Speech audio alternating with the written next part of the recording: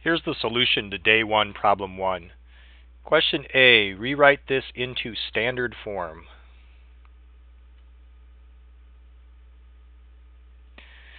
When multiplying by 10 to the 7th power, a quick way to do that is to move the decimal point 7 spots to the right. So 1 spot will get us past the 5, and then 6 more spots. 1 spot and 6 spots will be the 7 spots. So that will create 2, 5, and then we need to have 6 placeholder zeros. 1, 2, 3, 4, 5, 6. And then if we put some commas in there, that'll make that number a little easier to read. 25 million. Now question B. Here's the number 1020 with the decimal point at the very end, and we're asked to write this into scientific notation. So we want to move the dot so that there's 1 digit to the left of the dot. 1, 2, 3 spots.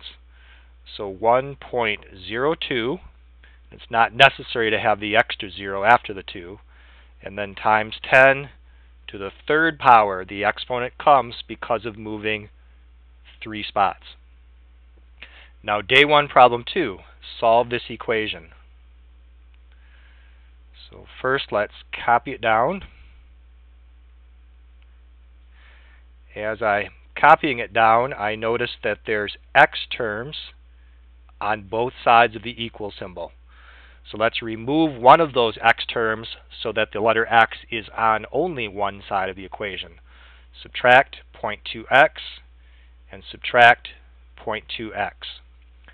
4.2x subtract 0.2x is 4x. The plus 1.5 comes straight down.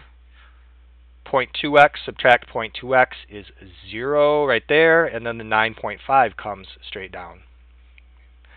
Now let's isolate the x term by removing this constant.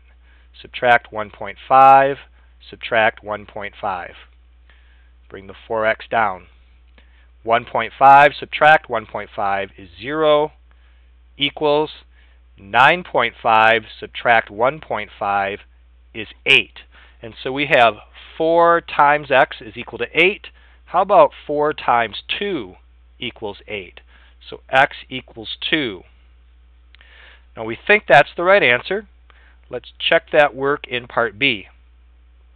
4.2 times 2 plus 1.5 equals 0.2 times 2 plus 9.5. Let's simplify that expression and simplify that expression to see if we get the same result. 4.2 times by 2 is 8.4. 8.4 plus 1.5 is 9.9. Let's see what we get over here. 0.2 times 2, that's 0.4. 0.4 plus 9.5 is 9.9. These are equal to each other, so it checks, and the correct answer is x is equal to 2.